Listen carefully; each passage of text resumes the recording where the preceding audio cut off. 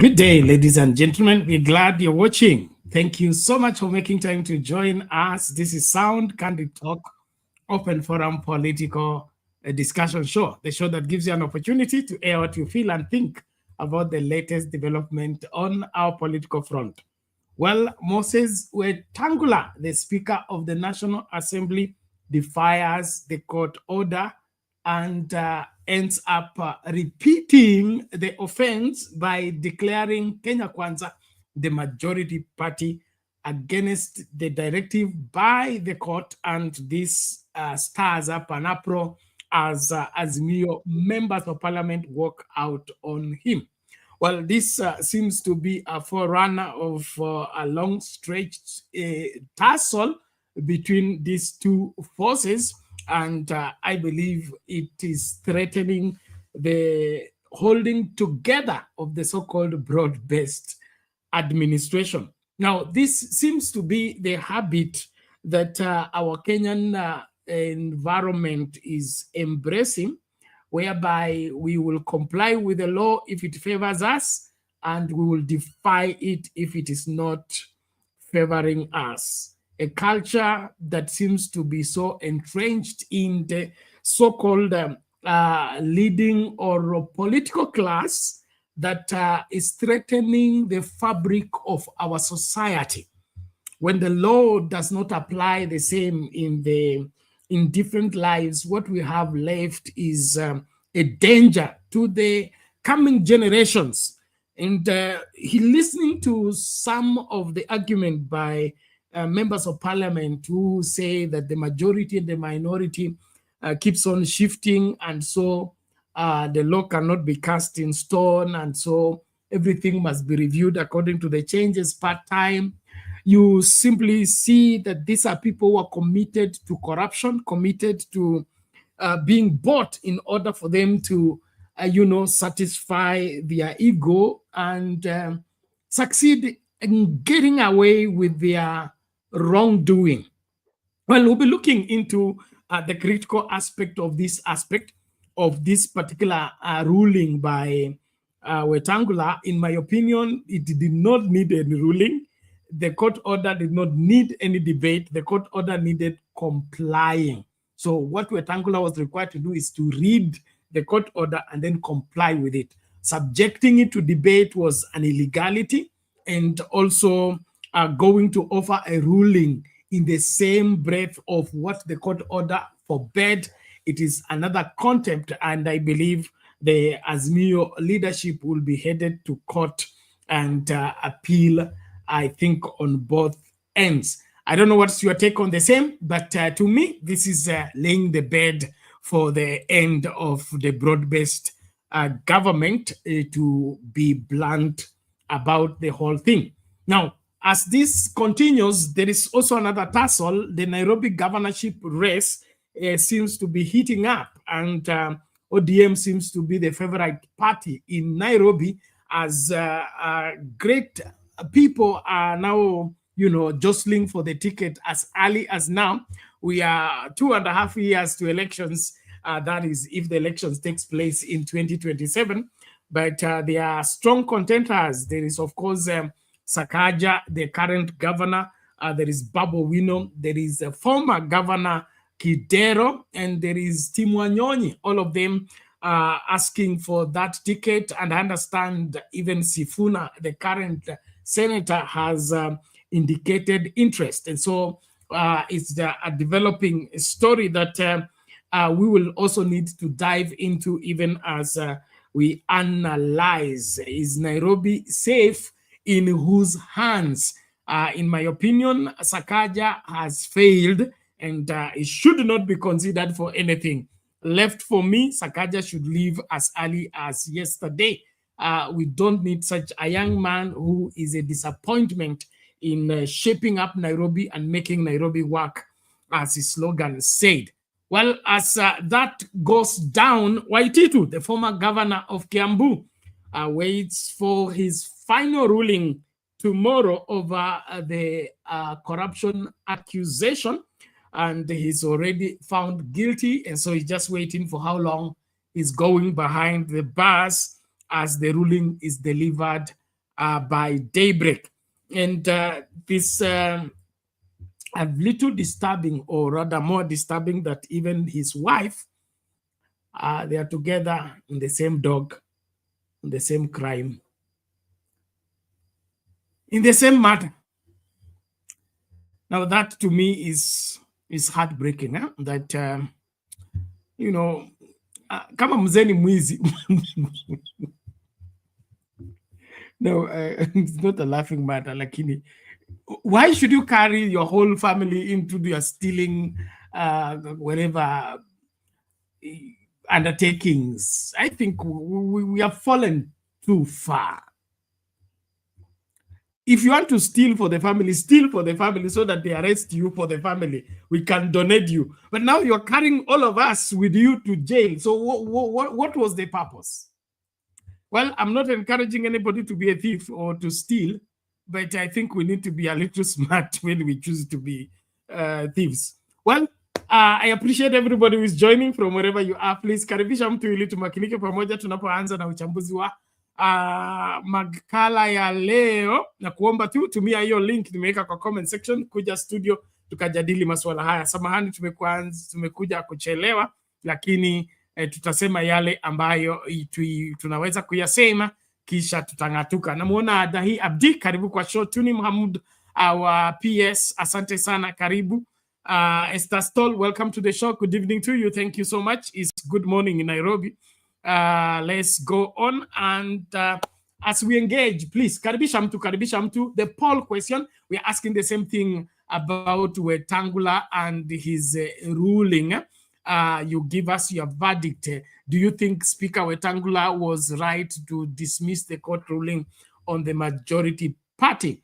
So 7% say yes, upheld wherever parliament authority. Then 94% wanasema no, he defied court ruling. So not sure, everybody's sure Wetangula violated the court order. All the same, let's keep talking. Thank you so much. Let's start with that story. Na kama unakuja studio, tafadhali wahi mapema ili tumalize kwa wakati. Well, let's look at what went down with this issue of Wetangula ruling.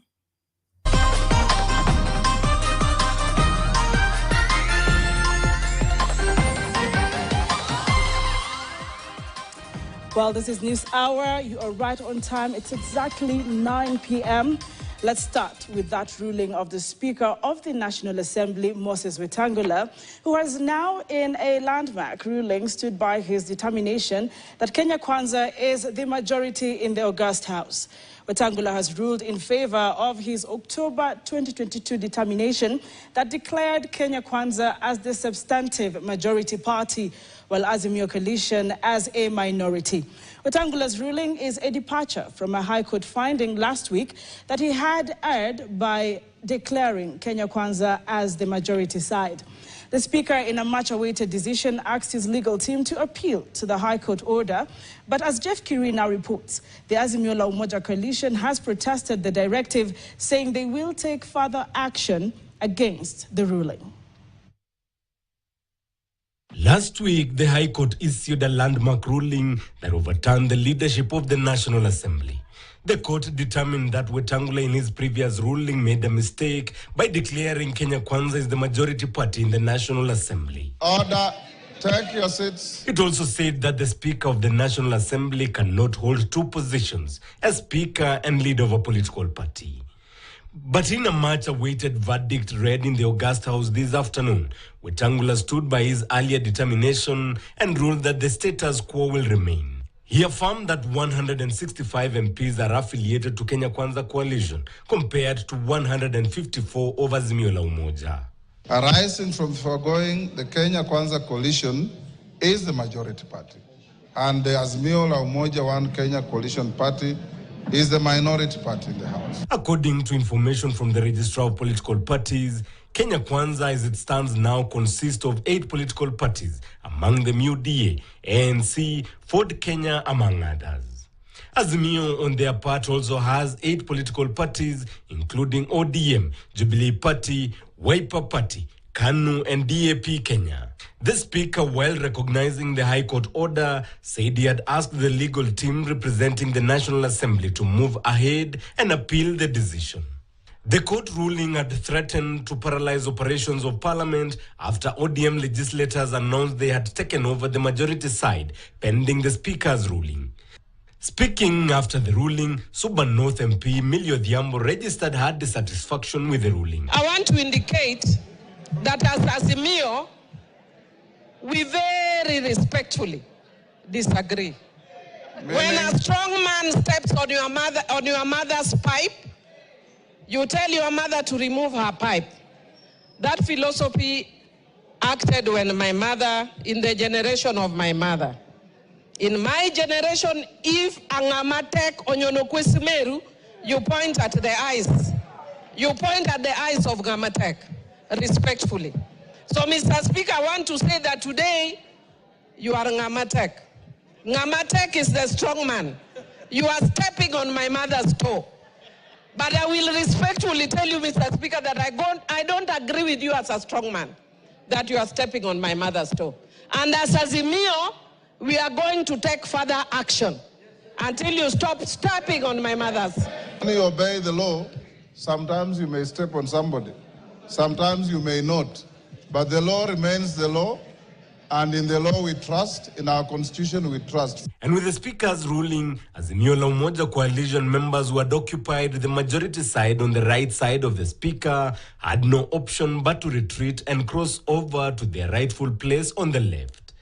The ruling has for the time being settled the fight for the control of the House. The ruling now paves the way for the reconstitution of sessional committees that seizes every end of the year, including the powerful House Business Committee that sets the agenda for members of Parliament. Jeff Kirui, KTN. Thank you very much, Jeff Kirui. Now, the Speaker of the National Assembly, Moses Wetangula, has now given his verdict on the majority and minority question in the August House. The verdict contradicts that of the court. And now we want to engage you on this development tonight, hence our big question. Mambo ni kama hayo. Wetangula anasema anafuata sheria, anaheshimu katiba. Jinsi anavyofanya ndio mimi sielewi, mtanielewesha. Court order ilikuwa asome alafu ajibu ama atekeleze kile koti iliamuru. Mtanijibu hapo. Ukipata court order ikisema uamuzi uliofanya sio sawa, unaenda kukosoa koti ukiwa bungeni ama unaenda kotini kuapili ukisema mimi nilisema hivi kwa hili na hili na hili na nyinyi mkasema hivi kwa hili. So kulingana na sheria, nani ako sawa, nani hayuko sawa. It appears Wetangula is in this position to execute impunity. The stealing of the majority of Azimio seems to be continuing unabated, and in my opinion, it is setting a precedent that will never be able to arrest if we let it continue. And so as we look into this, in my opinion, we are causing problems. We are causing problems. And I'm saying this in view that when we disregard what the law stipulates, we open the doorway for lawlessness. We may look at this as just an exchange or a tussle between Azimio and the Kenya Kwanza, but we are setting an example, we are laying a foundation. When that foundation is grown and it becomes the order of the day, like for example, the people who are elected on Azimio and then they cross to go to join Kenya Kwanza without being re-elected through a by-election, you see the way that law is no longer being obeyed because it was ignored when people started to transfer from one party to another without having to go for a by-election. Now it is become a norm. It's become now, the way things are done. But that is not how the law requires for people to operate. And so what we are doing is watering down the 2010 Constitution, making it just a piece of paper with writing on it, other than a biting authority that needs to govern and regulate our relationship. Now, it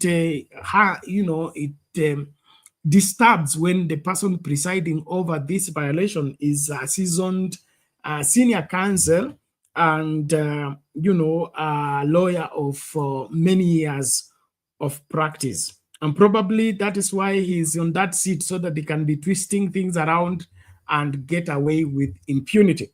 Now, while that is going on, the Azimio fraternity is threatening on two things, which I also want you to weigh on. One, they are going to appeal whatever that has gone down. Secondly, there is now a threat to impeach Wetangula as the Speaker of the National Assembly. I also want us to look at that, on how viable that is, and if that happens, what goes down. I am sure that when that comes to the floor of the House, it's going to be interesting. And I would also want there to be a review of the standing orders. If Wetangula is the Speaker of the National Assembly and is the one to approve the motion that goes to the floor of the House, and now there is a motion for his impeachment, do you think he will approve the motion to go to the floor of the House so that it impeaches him? And so the structuring of this approving of motions to the floor of the House should be removed from the Speaker's desk. And, the Speaker should just be informed that the committee has passed that these motions are going to the floor of the House. But if he is the one sole person to approve, then we can see that there are two very important impeachments that are being anticipated. One, for the removal of Wetangula as Speaker of the National Assembly. And then there is one rumored and blooming behind that the aspect of Dereva Kufa Makanga, it may just as well be in the works. I mean, boiling slowly, coming up. And so the only savior in this matter is Wetangula. And so I would that the best way to deal with this is get rid of Wetangula first, and then bring in the big one of the attempt to impeach William Ruto himself. But looking at this entire thing, we are doing badly. We are doing badly as a people in entrenching impunity and supporting it, I mean, blatantly and shamelessly. There is a better way to go about this. I think seeking staying orders would have done well before this kind of operation takes place, but just ignoring the court order and going ahead and declaring yourself majority and as if nothing has happened, it's a letdown. It's a letdown. I don't know what's your take. Please let me know from wherever you are. Thank you so much for joining. Na utuambie unatazama ukiwa wapi, na kama unatupata vipi. Kama kuna mushkili utuambie. Watu wa TikTok tujitahidi tafadhali. Let us like the video as well as YouTube and Facebook. Thank you so much. The link to use to get in the studio is already in the comment section. Make use of it. We appreciate all that are joining us kutoka Facebook, kutoka Sound Candy Talk and Sound Candy Talk Live. Asante sana. So the Azimio MPs threatened to impeach Wetangula. Do you think that will work? And is Wetangula overdue for impeachment? Kwa maoni yako, nijibu hapo kwa comment section ama njoo kwa studio utuambie. Let's just hear what they said about the impeaching of Wetangula. You're very much welcome to the broadcast. We start off tonight with some drama in Parliament, where members of Parliament allied to the Azimio coalition are threatening to table a motion to impeach National Assembly Speaker Moses Wetangula. This is after Wetangula declared the Kenya again. Delivering his ruling Wednesday afternoon, Wetangula said the Kenya Kwanza coalition has 165 members against Azimio's 154 members. Wetangula further termed the High Court ruling as a contradiction that has created unprecedented confusion in the proceedings of a House, a ruling he said will be appealed. I have not received order. I still have a little more to go. The Speaker of the National Assembly has now put to rest the debate on who is the majority coalition in the House. Honorable members, yesterday when all of you submitted, I kept quiet and listened. I implore you also to keep quiet and listen. It's a quid pro quo. To that effect, Wetangula declared Kenya Kwanza as the majority coalition and Azimio the minority side based on the registrar's records. The Kenya Kwanza Alliance consists of 165 members, computed by adding the membership of the United Democratic Alliance, the Amani National Congress. The parts of the leader of majority are similar to the parts of the leader of minority. These seats are nothing personal to anybody. Wetangula further termed the ruling by the High Court, which cited Azimio as the majority coalition, a contradiction that created unprecedented confusion in the proceedings of the House, witnessed Tuesday afternoon after the Azimio members occupied the seats of the majority side. A reading of the judgment reveals glaring factual and legal contradictions. I instructed that an appeal be lodged against the judgment forthwith. The Speaker downplaying calls by Azimio members to cede office to Deputy Speaker Gladys Bos-Cholei, citing that the court ruling was biased. The directive by the Speaker not going down well with the Azimio legislators, who are now calling for his impeachment. It is going to be messy, it is going to be noisy, and it's going to have casualties. I promise. And that's not the end. We are going to take further action. Because of that issue that has been raised here of separation of powers, when the court issues an order, that order or a ruling, that ruling has to be respected. What we have been engaged in, Honorable Speaker, from yesterday up to the drama that you witness now is a drama touching on leadership positions by leaders. So when you obey the law, sometimes you may step on somebody, sometimes you may not, but the law remains the law. And in the law we trust, in our constitution we trust. Minority Leader Junet Mohammed told the House that the MPs who are proposed to the House Business Committee will be withdrawn, a decision the Speaker overruled. And as Azimio, as we had indicated, this is not the end. We have withdrawn our members from the House Business Committee. And with or without the participation of the 4 members of the Azimio coalition, the House Business Committee would sit. Abdiaziz Hashim for Prime Edition. Is properly and due.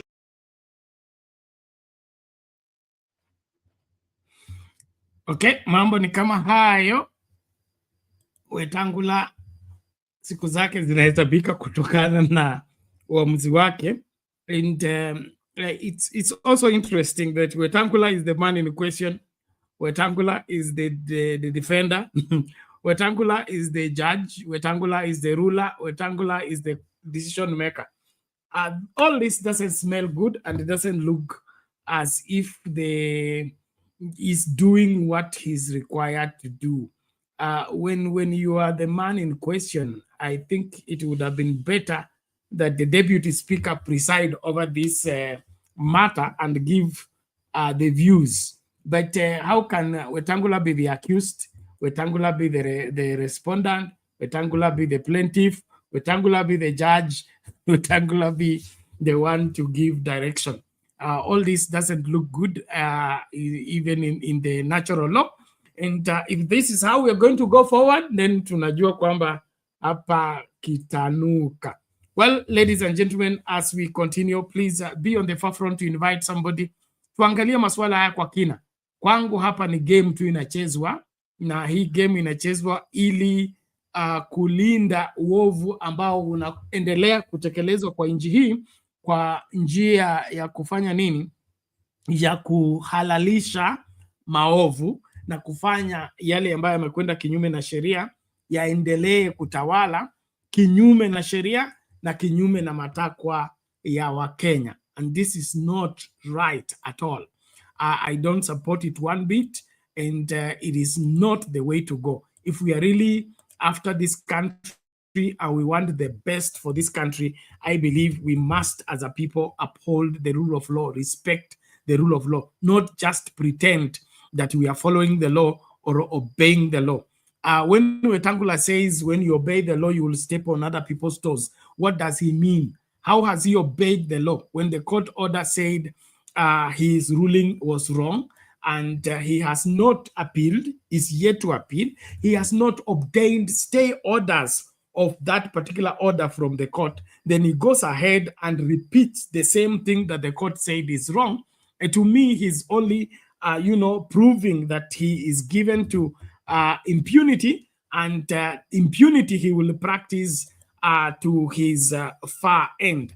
And so I'm in support that he is proving that he doesn't want to follow the law, and so he should be shown the door. I don't, in any way have respect for somebody who is a seasoned lawyer, a person that supposed to be showing the way and teaching the young people on how it is important to be strict with the rule of law. When he violates it in public and goes ahead to prove that nothing can be done against him, or he can get away with everything that he is doing. And so, in my opinion, Wetangula deserves to be impeached, and he needs to be shown the door, and we need to get our country back.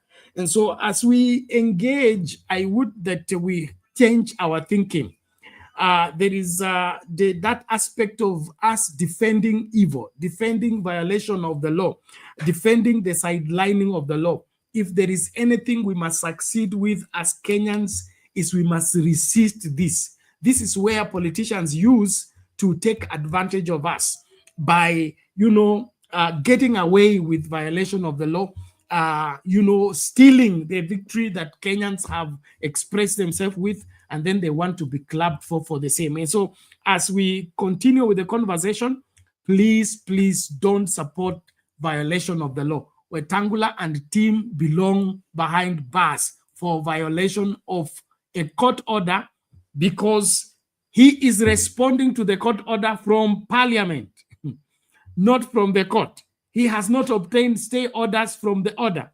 He ignores the order and continues with his former ruling by declaring the same thing he declared that the court said they were null and void. And so all this must be put to a stop. And for it to be put to a stop, Kenyans must resist it with everything they have and everything they are. So let's keep going, ladies and gentlemen. I'm happy Kip is here. Kip, how are you? I'm good. Very good. Karibu. Yes, Bernard, it's a sad day. And I said this yesterday, that once Wetangula does this, what auto majority na minority, that's peanuts. Once Wetangula does this, it just means that the legislative has gone rogue completely. And it's very scary. It means they can do whatever they want. Then what I suggest, Bernard, I suggest this. Though MPs voted, there's no need. Weka Wetangula hapo peke yake.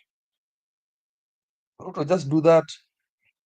Wetangula na Swale wanaenda wanasalamiana, wanasema yes, all in favor, wanaweka mikono zao juu na inaisha hapo. Haya, wanaenda kwa committee rooms, wanaongea Swale na tupatie Ruto nusu, tupatie sisi ishe waende. Because I don't see the use. The first time Junior alikuwa na brains, akasema yeah, this was going to be a beautiful start even if Raila vote had been lost, where you don't have to have all the arms of government under the ruling party. You don't. It would be nice to see, I mean, for the last 10 years when it was Jubilee, kwa mzuri tuone kama Senate iko na nguvu, ama tuone legislation in MPs wana nguvu kushinda executive. lakini kila kitu tu ni mtu mwingine huko juu kwa executive akisema ngwe, kila mtu anaenda, everybody jumps. It's actually it's shambles. If these people are clever, like Bernard, I'll say it again, if these people are clever, lakini ujinga wao ni mshahara na hongo wanakimbilia. What they can just do is go to parliament. The day tulishinda as Azimio, not a single MP should have gone and taken that Bible. Sasa wanakuja kutulilia tufanye nini? What are they coming to do? All of them. What? I don't even think Raila told them to go to parliament.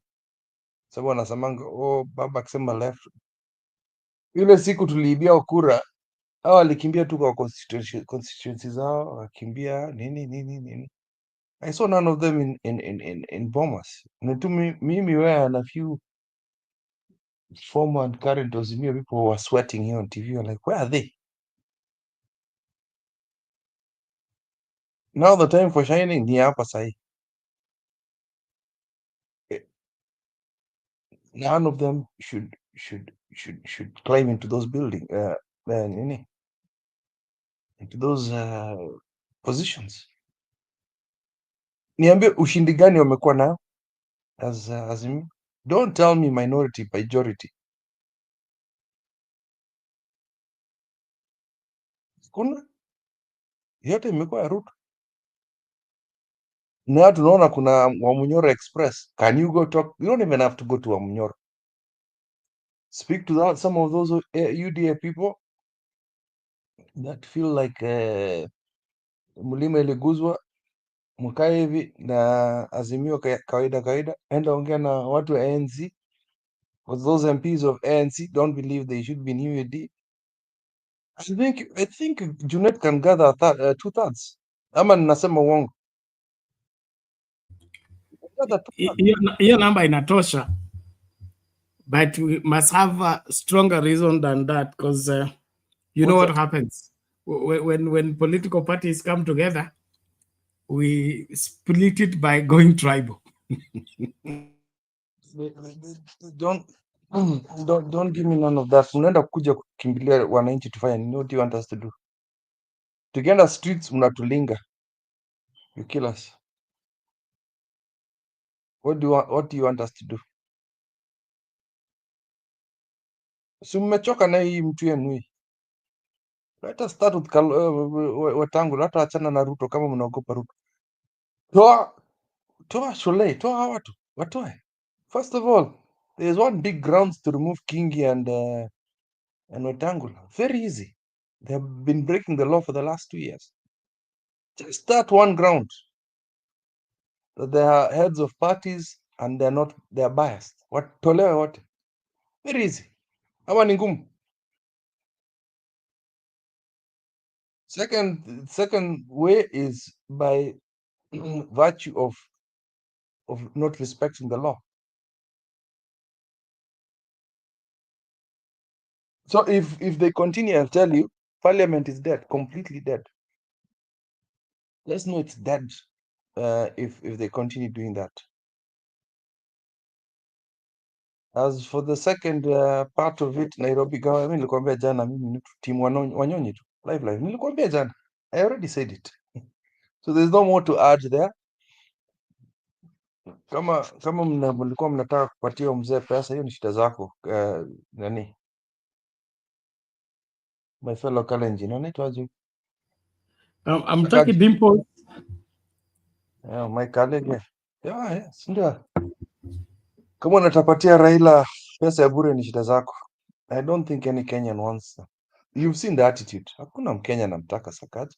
Hata Waluya wenyewe, your people. There is nobody from Western that is in Nairobi that supports Sakaji. Hiyo ni uongo. Hiyo ni uongo. Ati mtu yetu kitu gani? Yeah, bana. Most unpredictable voting block ni watu kutoka kwetu. Sasa unaniambia, and you know they use their brains at least. Hiyo hawezi count Sakaja, let me tell you the truth, you can't counter Luyas for it vote. Ati sasa ulikuja na hii gari. It's the same thing I was talking about Ruto the other day.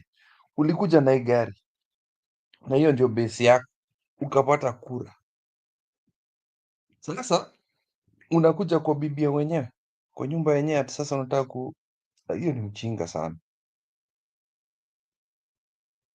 Umeenda kuolewa. Let me be Mama Selina today. Unaenda kuolewa, unajita Mkalenjin, umeleta ng'ombe, umeleta kila kitu. The next day you're going to say, oh, leo mimi ni Masai. Hiyo ni uongo. Kuja kama Mkale tena, wacha hiyo siasa mingi.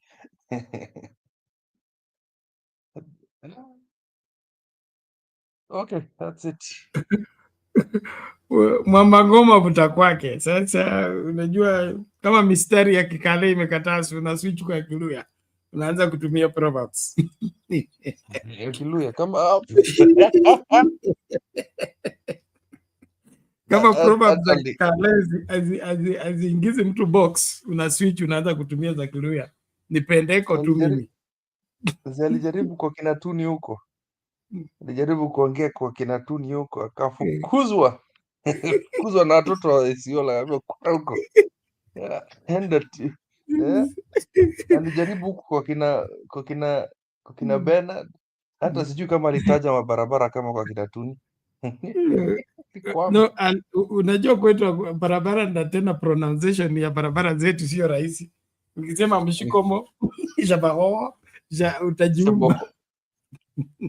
Na bibi yake anatoka kwenu, angeweza kidogo. Hakufanya mazoezi, hakufanya mazoezi ya then of course our roads are not one stretch like Zakarisa. Unajua hiyo ni stretch moja. Zetu like kuna gari inaitwa Msamaria Mwema. Ukiingia, tumetoka Nairobi kufika Butere, hiyo gari usimama kila mahali, inapeleka watu mpaka kwa nyumba huku inarudi main road ikienda namna hiyo. So wezi sema Sendikisa Bukura sijui wapi is not one stretch, it's all meandering and all manner of joints. But probably on by the way, the girlfriend is back in town.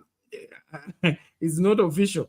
But I hear that Whitney is back, and she's back as the chair of rhino conservation in Kenya. Yo, umesikia Kip? Just give us the story of Whitney bana. Sisi hatujui hizo. Dimples. Yeah. No. Is from where? Imesemekana. Let me read for you where is this. Yeah. I don't understand when she became a Kenyan, and how is that possible that she's here? It is reported by who? Mwangi Maina. You say first public reappearance of ex-US envoy Maggie Whitman is in Nairobi this Whitman as chair of Kenya. Yes, Kenya Rhino Range Expansion, wherever. KRRE Advisory Board, Conservation Diplomacy. Unaongea juu ya Whitman? Yes, ya Whitman. Yule mzungu wenu alikuwa ambassador. Unajua sasa amekuwa mzee tena, naye usiogope. Hiyo anaenda kukulia hiyo pesa kutoka, hata sidhani anataka pesa, she's a billionaire. She just liked Kenya. Nafikiri kumbe labda kuna ka Ben 10 kanapenda hapo sasa. Hiyo kuna, msiogope, kuna shida. No, hapa ndio wizi inafanyika. Wewe wacha kusema hivyo. Wanakuja wakisema conservants ndio wana fence mahali kuna gold. Wakimaini wakiendanga tu walikuja hapa kufanya conservation ya rhino. It's not rhino they are conserving. It is zoning the places where they are gold and special medals, and then they carry them away. This pretense needs to stop. And I'm on this. I'm with the Malema and Ramaphosa. Kama hawataki kutuheshimu, basi sisi na tuwanyime minerals zetu. Tuone nani atakuwa kwanza kulia. So ni kwa sababu she was lobbying for a company then. Possibly she was lobbying for a company. And then what happened is, as ambassador, she knew how to control Akina Ruto. But now she's going to use this. Okay, I see it. I see. Now I see. Now I understand. Wacha tu akulie na Ruto. See, Ruto has just a few years. We'll get rid of her. Kuna shida. We should focus more on parliament. No, Bernard, if we don't have a good parliament, we will not be able to shine these things. Because kama tuna parliament mzuri, tunafukuza jana usiku. Because what would happen is, we tell an MP, hii ni kasia gani hapa? Kwani sisi wa Kenya tuna uwezo wa kufanya conservative ourselves? Tell me an American that has won inaitwaje hiyo award. Hiyo award Wangere Maathai alishinda. Do you have rhinos in America? No. It's not even so what gives an American qualification to preside over the conservation of rhinos in Kenya? Hakuna. Okay, that aside, we'll come back to it. Let's get this video. Ladies and gentlemen, as we continue to engage, toa maoni yako, usikike, usiseme umefungiwa. Naomba ufanye hima kama unakuja studio, tukazungumze masuala haya ili tuelewane. Tuni anasema kuna video ya Northeastern. Nisukumie tuone, lakini tutasonga mbele kwa hili. Let's remove this one out of the way as we move forward. Nakuru. All right, we shift our focus to matters politics, and the ODM party faces a challenging path in settling on a candidate for the Nairobi gubernatorial race in 2027, as two of its members of Parliament, Tim Wanyonyi and Babu Owino, have both shown interest in the seat. However, the political landscape could get even more complex, with some party members urging Governor Johnson Sakaja to ditch the ruling party, UDA, and join ODM ahead of the polls. This move could shake up the race, especially since ODM leader Raila Odinga previously endorsed Wanyonyi. Could Odinga be gearing up for another round of political horse trading over Nairobi's top seat? Grace Nganga reports. After former Prime Minister Raila Odinga appeared to endorse Nairobi Governor Johnson Sakaja for a second term in 2027, questions have emerged about the future of Nairobi's leadership. Nataka Nairobi ibaki namna gani? Ndio huyo kijana yangu huyo. Ashikilie. On Monday, Makadara MP George Alado and Homa Bay Governor Gladys Wanga urged Sakaja to ditch President William Ruto's UDA party and join ODM. In response, Odinga endorsed Sakaja to oversee his political interest in Nairobi in his absence as he eyes a top continental role. This as Sakaja, who was donned in ODM colors, hinted at ditching the ruling party UDA for ODM ahead of the 2027 general elections in what pundits say could be his best bet for retaining the county boss status. Sisi tuko hapo bumper to bumper, tuko pamoja. However, for a man who is often regarded as a decisive fence-sitter, Odinga could find himself in a fresh political dilemma following rumors that Westlands Member of Parliament Tim Wanyonyi will succeed Bungoma Governor Ken Lusaka. Odinga publicly backed Wanyonyi to challenge Sakaja, promising to rally behind him in 2027. Tim Wanyonyi haendi Bungoma. Baba amekataa. Speaking on Radio Maisha, Wanyonyi criticized Sakaja's leadership, positioning himself as the candidate who could transform Nairobi. Governor ni kama alipotea njia kitambo sana. Okay. Haelewi, hajui, ama sijui hana uwezo ya kufanya vitu ama nini. Wanyonyi says unlike 2022 where he bolted from the gubernatorial race, nothing will make him withdraw from the race in the upcoming polls. It was abrupt and the pressure. Yes. Ile walikuwa nayo. Ikakuwa ya kwamba ni mimi ama mheshimiwa Raila Odinga. Kwa sababu sasa walikuwa wameniweka kwa hiyo kitu wanasema sisi tumepeana kiti ya urais.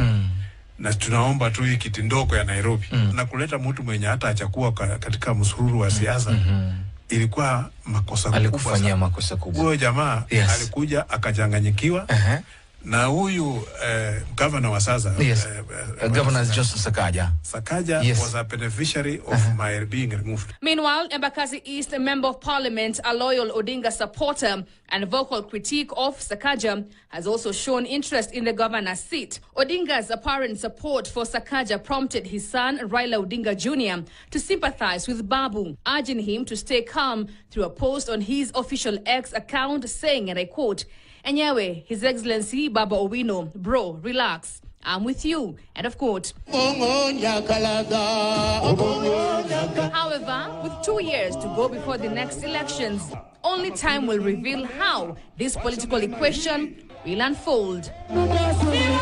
Grace Nganga, KTN. Thank you, Grace Nganga. We continue to take a look at how the twist. Okay, Nairobi shaping up with jostle and fighting for space. But I see Wanyonyi is sober and capable. I think Nairobi needs that kind of leadership. These other showbiz guys should just be, shown the door early. We need sober leadership in Nairobi and serious, decisive leadership. Not this playing in the gallery for likes and TikTok. Nowadays, Mr. Dimples is working on the concrete he has cemented the city with, greeting people that he has succeeded to send away hawkers. How that is an achievement of a governor, and wherever the progress of the city leaves a lot to be desired. You had already given your view on the same. About the Raila factor in Nairobi, it is clear that his endorsement of Igade failed. His endorsement of Kidero for the second term failed. So why are we making it a big deal if he endorses Sakaja? I told you I don't care about that. Mimi, kama unatosha, don't ask for permission. There are two people I like people to visit when it comes to Raila Amolo Odinga. You know my relationship with Raila atukwangiwa. But you know something about Raila Odinga, and napendanga wale watu nakanga karibu na if you don't sit by his seat when things like this are happening, utakanyagwa. And those two people I'll give you example. Junet Mohammed alikwama na mzee mpaka akapatiwa kiti, and he was not about to be given. Mzee alipanda ndege hivi, alipanda ndege. Mzee alienda gari na alifuata mzee. Same thing with Kisii governorship. We all know that the old man was supposed to be given instead of Simba. Simba aling'ang'ana na mzee puto. You have to stay by his state to get what you want. So badala ya complain, Tim Wanyonyi, Babu Owino, if you want that endorsement, enda karibu naye, kanyagana naye bumper to bumper. Ukisikia anaenda news, kimbia naye. That's what Sakaja did. Run with him. Hata hiyo kiti nafikiri nani alinunua. Sakaja hakuja kukaa hapo karibu na mzee. Anaenda kalipalipa mzee hivi, pana ni kiti yangu. Akaenda kukaa hapo. That is what you do. If that is indeed, unajua Raila is like ni kama baba, like what you guys call it, ana watoto wengi. Ukitaka kuwa favorite unafuatana naye ama hata kunotice. So that is what these people are doing. That's what I think. But be a man, Wanyonyi. Team, forget about endorsement. Be tough. Be very tough. And start showing people of Nairobi, because I know Westlands is doing very well. I know mnajifanyanga na pesa ya CDF. Do something else. CDF, I want to see what you can do in parliament. Kwanza hii story sahi, siwaoni mkipiga kelele. Any MP can perform well with CDF. Mimi mtu wa South B sijui Wanyonyi amefanya nini huko. Yeah. So it doesn't matter. Okay, Malongo. so kila mtu so in that's the way to go, because this politics ya kushikiliwa nayo imezidi, and I think it's also interfering with the development of the future leadership of the country, because kuna ile kushikiliwa, lakini unapaswa kudevelop miguu yako, kusimama wewe mwenyewe na ujitetee mbele ya wananchi, na wananchi wakupende, wakuchague. Hii masuala ya kusukumwa kule nimetoka, hakuna mtu usukumwa kwenda kutairi. Unaweza tu kuota ndevu, baba yako akikuangalianga hivi mpaka uende kumprove kwamba hii hapana. I must face the knife. If you don't prove you can stand the knife, your father will be looking at you like this and wondering what he gave birth to. So hii mambo ya wewe kungojanga usukumwe ukuwe endorsed, tuachane nayo. Kama tunataka kufanya siasa, tujionyeshe kwamba tunaweza na tujisimamishe mbele ya watu wachague. So hii vita vya kusema sijui baba amechagua huyu ameprefer huyu over this, let it not be baba choosing, let it be wananchi wameamua. Na wewe ukijisimamisha vizuri, uonyeshe umahiri wako mbele ya wananchi, Kenyans don't disappoint if you prove that you can make it. That's why they elect somebody campaigning on a bicycle over those who have come with Prado and the other things and distributed the money. And so I don't think the electorate have a problem. We just have a wrong mentality that somebody has to endorse us or somebody has to hold us by the hand. That does not in any way say that we should disregard the party leadership or the importance of political party. But at least you need to have something for yourself, by yourself, other than just banking on the party and association with Raila Odinga. Raila Odinga's shadow or Raila Odinga's glory can give you the vote. But kusimama kuongea kwa parliament, Raila hatakuwa kwenda kutetea wananchi, Raila hatakuwa kwenda kupinga maovu, Raila hatakuwa kila mara. And so it is important that as a young group of leaders, we need to look at different paths and do different way of politics.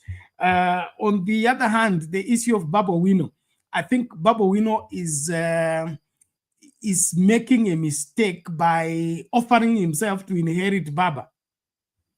Even if you want to inherit, you don't inherit like that, directly and publicly. Lazima ucheze kadi tofauti. So anaposimama mbele ya watu na kusema baba akienda ni babu, that in itself has a way of stirring up obstacles for himself, that those obstacles were not looking for him in the first place. And then people begin to... Target is wrong. His target is wrong, Bernard. Badala kwenda kumenyana na Gladys Wanga. Again, people don't know what direction they need to hit. Don't go for... I'm not ODM by the way. But if I was Babu Owino, si ati unasema, I'm inheriting Raila Amolo Odinga. Your opponent is Gladys Wanga. And be close to... Sasa angekuwa best sana na Professor Nyang'o. Sasa ingekuwa nikienda Kisumu. naongea na mzee naombe niaje bana, how is Raila doing huko? Ako mzuri. Sawa sawa. Nienda hapo kwa Simbarati Simba niaje bana. Huyu Gladys afanye kazi bana. She's not the one who should. Huyu mama bana. Now instead of going again, this stupidity of you're supposed, again, politics is a game of snakes, eh? Kwa nyoka si ati unasema.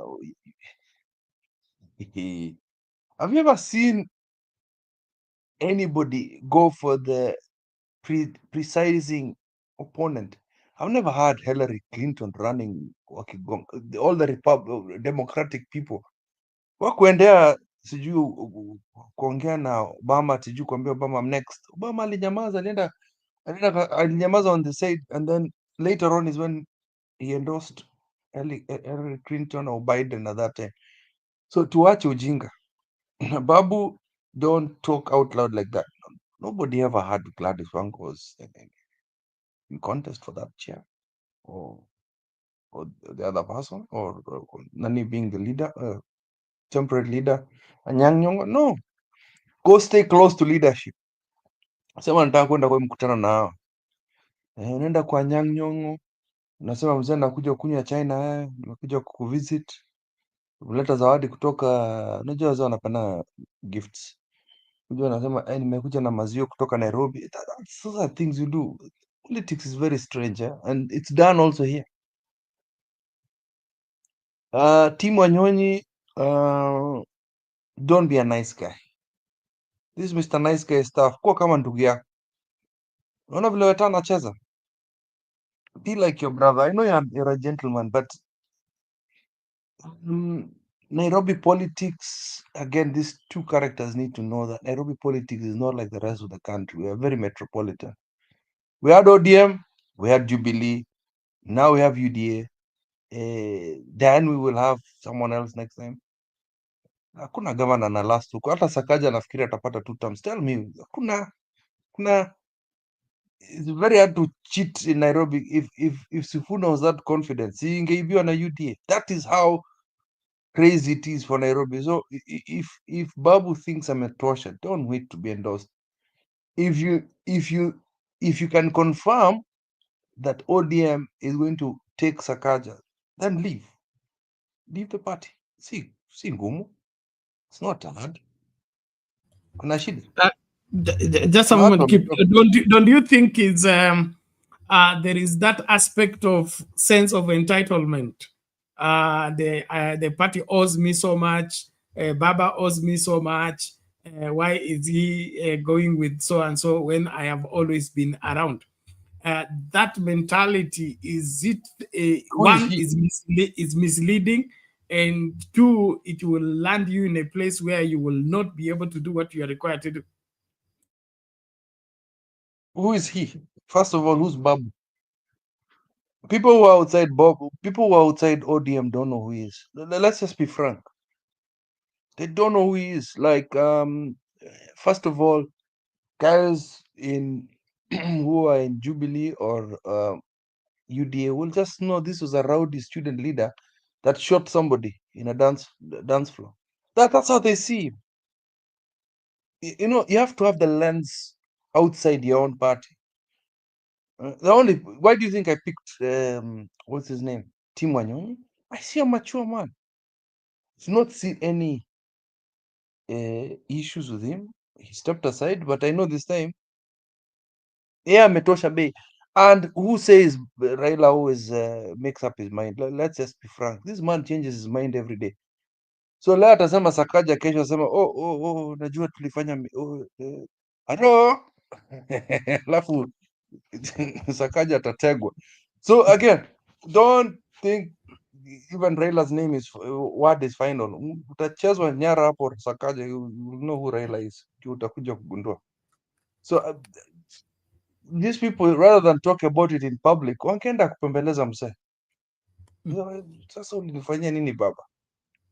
Now talk like a son. Ulinifanyia nini? Kijana bas, kwisha story naisha bana. By the time a year from now Babu or Tim Wanyonyi should know for the next year or two before the next general election. Kuamilia mzee tu, kaa na yeye if that's the endorsement you want. Mukalie kabisa. Don't even let him around Sakaja. Let Sakaja send gifts. Hiyo gifts anapatiwanga. Atume tu. Lakini nyinyi mkae na mzee hapo. Yeah. Okay, I'm sawa teaching sawa. ODM. I'm teaching ODM politics. Hatu ni wajinga. Sasa wezi ODM alafu natufundisha ODM. Wewe inaonekana uko na leakage yetu that and you should be reported to Aladwa. Ama wewe ni rafiki wa Aladwa. Now, this is James Duarte says in Kenya, Babu way is the only way. The old men have their favorites and Babu won't win them no matter what. I don't think so. It is not even winning them. Politics is about being strategic and timely. And you have to tread very carefully. You don't get ahead of, and you don't, nini wanasema, in marketing, you don't be the first person on the bus and don't be the last person to get on the bus. So you must be careful to ensure that you're just there at the right time and get off when you are supposed to get off before it is too late. And so the aspect of flip-flopping, especially with the Babu, is problematic. Does he wants the leadership of ODM or he wants the governorship of Nairobi, or he wants both? Okay, and him being young and of course with a great future, he needs to be more strategic, not just to fight for getting a position, maybe in trying to keep up with his ambition of saying, by the time I'm this age, I need to be this, and by the time I'm this age, I need to be this. It has to be more about delivery. And that's why I was saying I would have loved to see how Babu Owino would have performed as Minister for Education in the Azimio government. Then there, if you would have done great reforms and made education work, then I would consider him for governor. But this one, CDF money and distributing bursary is not enough test to prove that ametosha wherever, ametosha mboga katika masuala haya. And then of course siasa pia ni nzuri wakati kuna wanasiasa. Mbona kila mtu anataka kuwa governor? Siasa ni kupiga mdomo. Tunahitaji watu wa mdomo wapige mdomo, wa shout kama wizi unaendelea. So Babu is better off in parliament and shouting like Orengo and the other people. Waache governorship ipewe watu cool headed, wale wako na shida ya kupiga mdomo. Mbona kila mtu anataka kuwa governor? You see the way Orengo now is shouting in funerals because he's missing that anointing for for shouting. Mmemfungia mdomo kwa sababu mmemfanya governor. Watu wakae kwa masafu yao, kwa sehemu yao kama ipasavyo. Well, quickly, just I want your view on this. This is Sifuna's giving on the Wetangula's ruling. He said the court was clear that the majority and the minority were determined by the voter on the 9th of August 2022. What happened and what is happening now is nothing short of stealing the will of the people. Edwin Sifuna on the 12th of February 2025. The majority and the minority are determined by the vote. Is that what the court said, ama kuna lingine linaweza kubadilika bila another vote? Keep. Sifuna is another nutcase. Alikuwa amefurahia sana kupata hiyo kitu ya Senate for the first time, and went and put the Bible on the hand and said that Ruto was president. So aache ujinga. What does he want us to do? No, he's giving his legal understanding and his a legal mind, and he'll continue doing that because you see, he says, you see, Sifuna is very good at public speaking. But sisi ni watu wa ground, Bernard. We need to start them. I need ODM and the rest of us from the opposition. Tunaitanga opposition, but there's nothing like that. Tuanze kutumia kifua bana. Hii kitu ya kupembelezana na watu. They should yesterday they started very well. I liked what they did yesterday. Hiyo kitu ya kukwamilia viti zao na kusema mimi ni hivi. Hata wangeenda kukaa kwa, you see, because Wetangula is breaking the law. What have you seen how it happens in South Africa, Bernard? This history ya kuwa soft the apron party, the red apron party. Become unruly. You become unruly. There are so few, but they become so unruly back as the people like them. Wanapendwa sana. You become unruly. Nataka wakuwe suspended wote. Unakuja Selassie unakuja kutritiwa kama you're being lectured like a little child by Wetangula. Ati anakuja kuchukua simu yako. Kwenda huko. Find me. Nitoe kwa parliament. And that is what all of them should do. Become unruly. Unajua this being when they hit low, you hit high nonsense. Politics in Kenya is dirty. And it's high time we stop pretending that the likes of Ruto akina Ichungwa. I'm talking about Sakaja, by the way. Sakaja is a very what do you call it? Polite, well spoken. He talks nice. He's a nice man. Let's just be frank. He's a nice. Lakini what I'm trying to tell you, Bernard, he stops being nice. Acha kuwa mtu mzuri bana. You're working with animals. His points are right. By the what he's saying is right. Lakini Mr. Nice, at this point, stop being nice. You have to become unruly. If they're going to be unruly, become unruly. Wacha walete nini? Naitwaje au polisi wa huko ndani wa parliament waje. Sergeant at arms. Walete hawa sasa, walete sergeant at arms wote wakuje wafukuze. They have to, you see, they have to mirror us, the people from outside. I wish I could tell them. Mirror us. The pain we feel, you have to show it in there. Si ati unaongea alafu there's a ruling done by Kalo. Mi ningetoa hiyo wiki kutoka Wetangula zamani sana. There is no, ningekuja by the mimi ningekuwa suspended. Ningekuwa suspended. I'd go sit in the speaker's house. If this man is allowed to break the law, I will break it also. Kwani nini? Unaogopa nini? I don't understand those people. Ni kama wanaogopa mshahara wao itachukuliwa. Just you are elected by the people una to represent huko now. And if we feel like you need to be disobedient against these things, go. Ati I threaten you, we will go to Amunyora. What does that mean? Ongea na hawa directly. Talk to these people directly. Why do you need permission from Gashago? What for? Uliona ni kucho mzuri Bernard kukimbilia Gashago and you're the ones who impeached him. Hiyo ni ujinga sana. Go talk to your fellow MPs. Nyinyi watu there's a lot of them who will impeach. Who will impeach what's his name? Wetangula. One man is causing you headache in parliament. And he's not Ruto.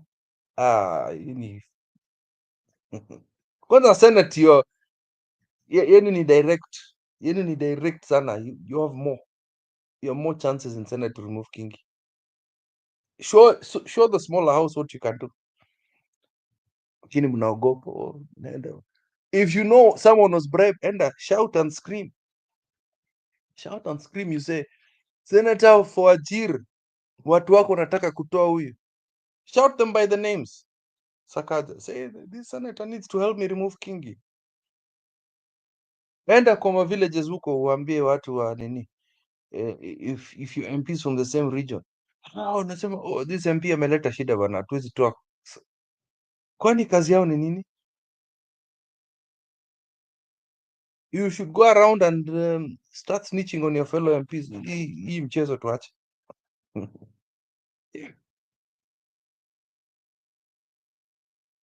So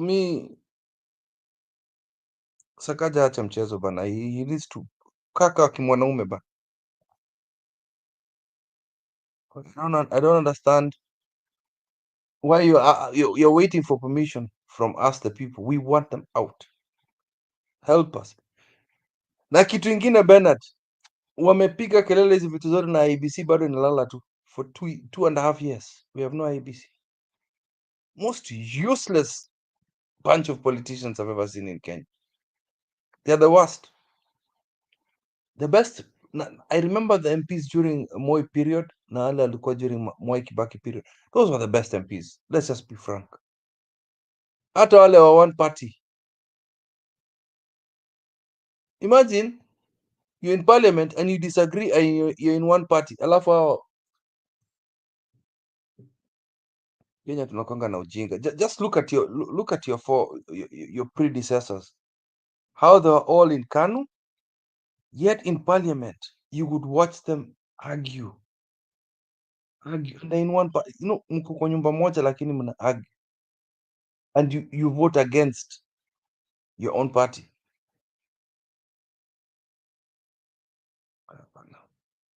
So zingine Kenya tunakwanga na utoto. Yes, Bernard. Any other questions Right. for me? I hear you. And you're right on that, in the sense that we will never correct what has gone wrong without the acceptance to force the way. Because when impunity becomes the order of the day, it takes civil disobedience to bring back the country to the right rulership. And so the tolerance is what is becoming a problem. Like forcing now the Azimio, which is the majority, to go to the minority place. And it is being done in the glare of cameras, and the whole world is watching. And all those things are captured on the handset. It's going into the history of the country. And when we leave this kind of operations behind, what we are doing is history repeating itself. Just like we destroyed the Lancaster constitution by empowering and enthroning the will of an individual in the name of an imperial president.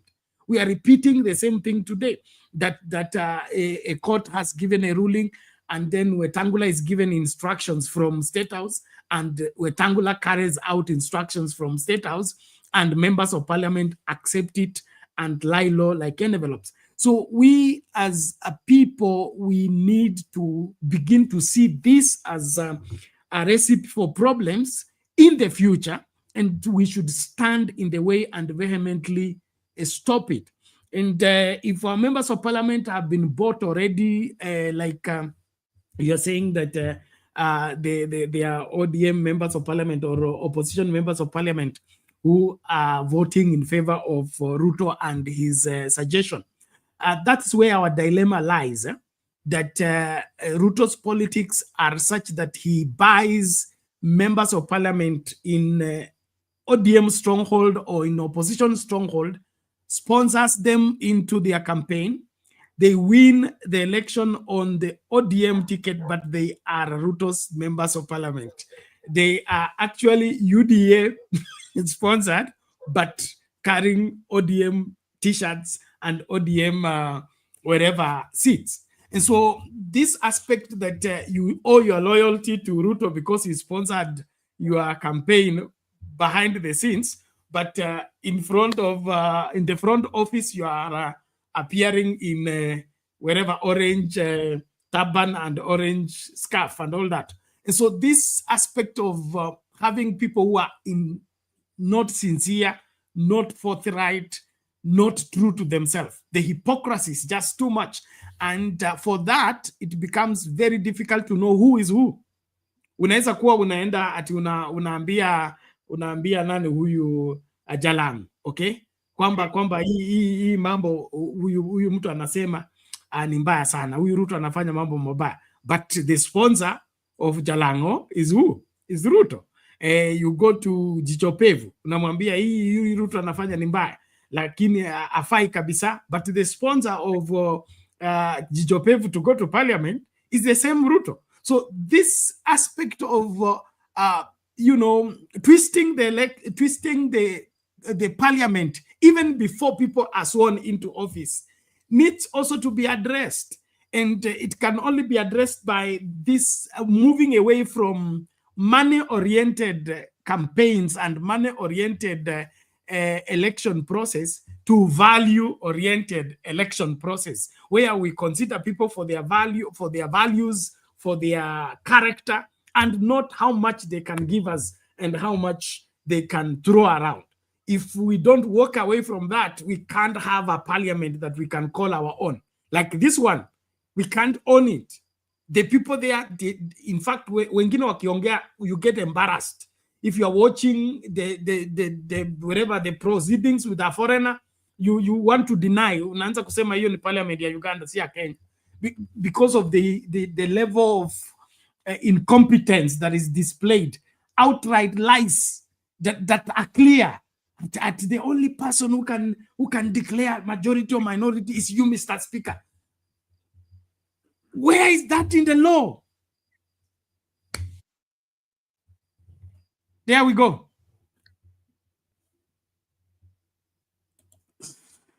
See, this is the same story we had with Chepukati, where there's translation of a ruling. Yeah, nakwambia hii kitu ya kifua is the only way, Bernard. I don't see any other way. Just be Ruto. Ruto aliiba kura akaenda akakaa chini hapo in our face and showed us this is how it's going to be. And that is how akina Sifuna and akina Junet should do. Munapembelezana na hizi. What are we doing? Kwanza your parliament,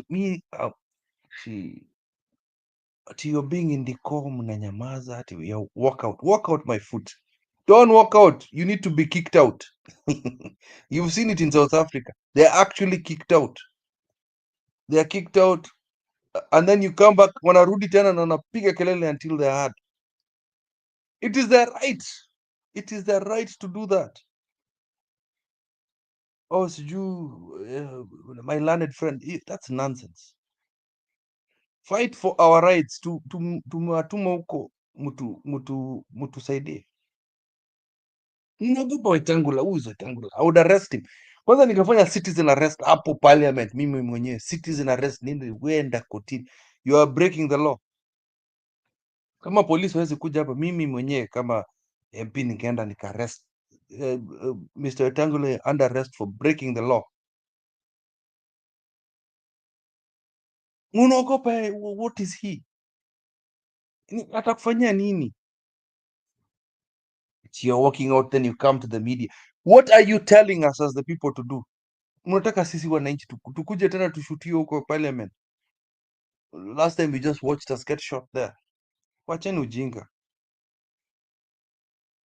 I don't understand what they tell us. I don't understand it. The action is on them. Action is on the members of parliament. They are weak.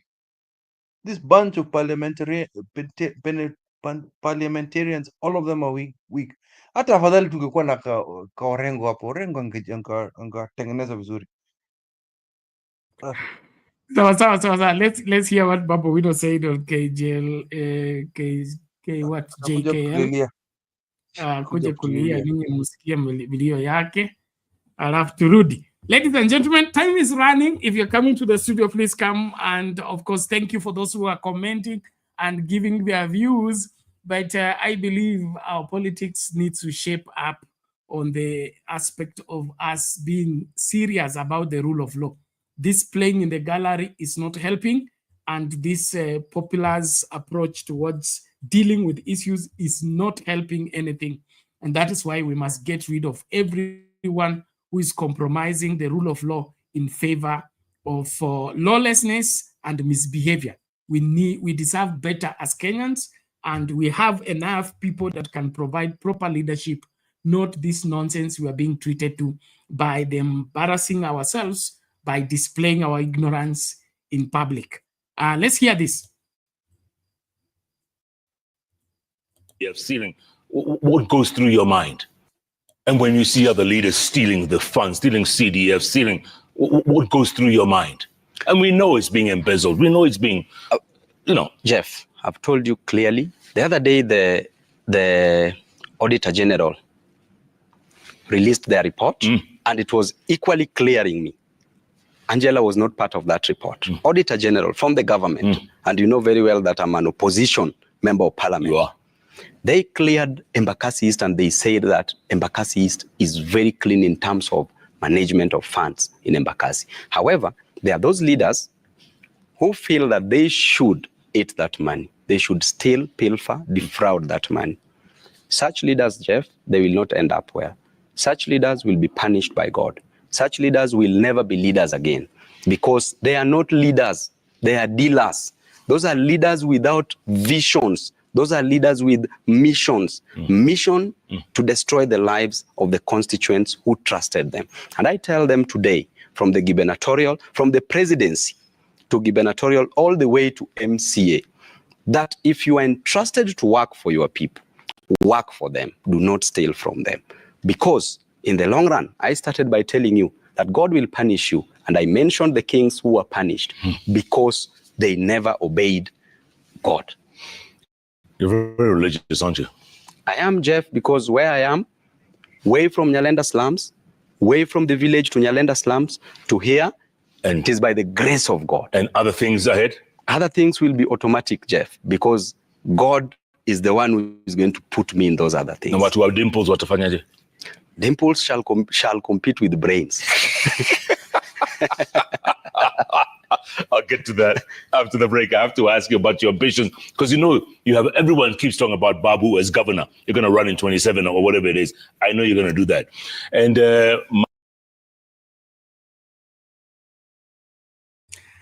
Dimples versus brains. Sasa unajua, Bernard, I'll tell you the truth. Anze campaign sahi, kwani shida iko wapi? He should start now. Amepatiwa inaitwanga ile nini? Ile gun ya on your marks, get set, start. Anza sasa kama advert kwa TV. Anza kutembea Kenya, tupatie ma speech.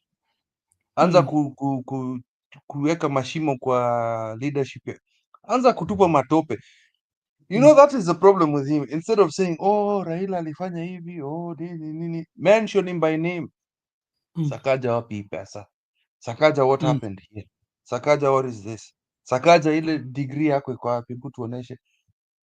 Weka chafu kwa akili ya Kenya. You know, Kenyans, we vote emotionally. Why am I teaching Babu these things? Hizi ndio vitu unafaa kufanya ba. Team Wanyonyi the same. I'll go work quietly. I'll be humble. Wacha mambo ya humbleness. This is politics. Let me tell you. Look at what what's his name? Simba Rati did. Simba Rati alikuwa sha declare.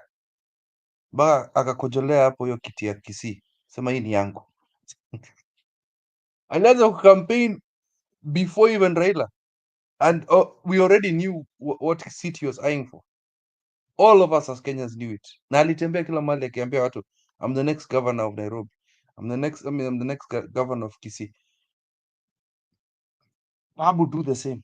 Kimbia sasa, enda Westlands, enda Karen, alafu Team Wanyonyi we kuja Eastlands. Wachana na Sakaja.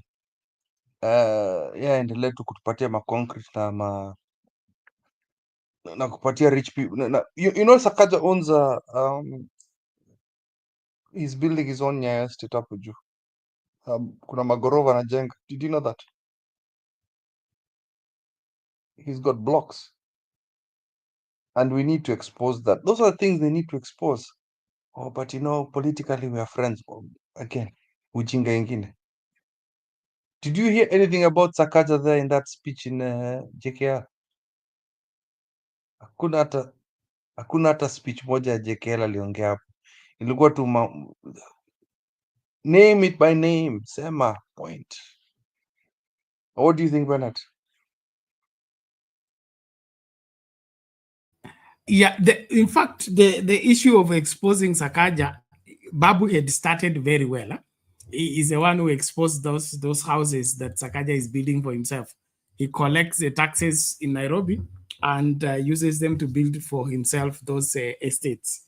And then of course, Ruto uses those pictures to say that he's building affordable housing. So it is a collabo. When somebody is stealing public money, build a private enterprise, and then we use that to say that so place there is also construction taking place for affordable housing. The exposing of the road needs to, of course, be invested in, especially by those who would want to correct the wrongs that have gone down.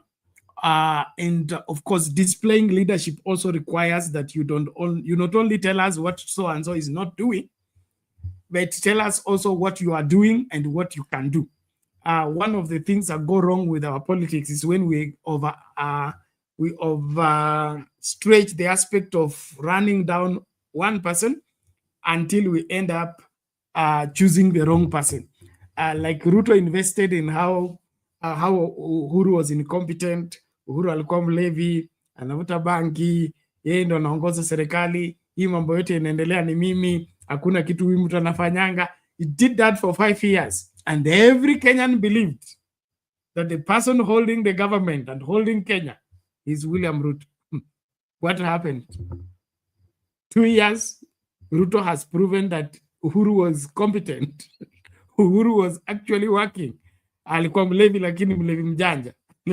So kuna vile tunaweza kusema fulani mbaya mpaka tukatumia huo ubaya kuamua bila kuchunguza huyu anayetuambia fulani mbaya. Yeye ametuambia uzuri wake. Yeye ametuonyesha kwamba anaweza kutekeleza wajibu wake. And then kuna hii info tracks. Your opinion on it. Mbona wanapatia Sifuna the last part? I thought Sifuna was a performing senator. Let me just look at it. No, it will come to the MPs. You see, the most performing senators, according to InfoTrack, is anaitwa Maanzo, and then we have Muranga. Is it Murange? The 52%. Sifuna at 45% is to put together. In fact, Waluya wameweka wote pamoja kwa gunia at 45. Sifuna, Halwale, Moses, Moses Kajwang. How can they all be at 45? While the rest of the people are up there, and then hii iko na agenda. Can Sifuna be performing the same way as Halwale? And of course, Moses Kajwang. Well, let me just compare the incomparable. We have anaitwa nani huyu? Chararege performing better than Sifuna. Ni nini kinaendelea hapa? When did you trust InfoTrack data bana? Tulikana hizo, we start with that data, me and you hapa tukisweat when you are supporting Azimio. Sasa don't understand. It's not I've told you not to look at that. InfoTrack here's a trust. We looked at it. Si Raila alikuwa ameshinda. Tukadanganywa hapa. So I don't trust it. Where Cherage was performing, yet his opponent was doing very well. We saw the ground the way it looked like. Kuna kitu kama hiyo. Sakaja Nairobi. Hapana, no. It's a lie. It's a lie. It's a lie. That is another tool for hire. They hire to use to deceive Kenyans. No, I can pay. I can pay for it. It's not that I can pay. I can pay it and say, keep to be the next governor of Uasin Gishu. Na nitalipa tu pesa. Waseme, I say 50%, 60% of the population want me. Na hata ajui mi nani. They don't even know who I am. And that's how you start building your name.